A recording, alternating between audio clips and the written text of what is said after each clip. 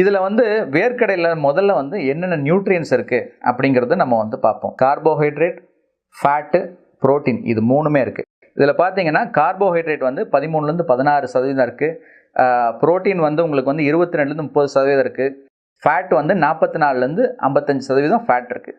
So அதிகப்படியாக பார்த்தீங்கன்னா கொழுப்பு சத்தும் புரோட்டீனும் இருக்குது. மாவு சத்து குறைவாக இருக்குது. நிறைய ஊட்டச்சத்துக்கள் இருக்குது.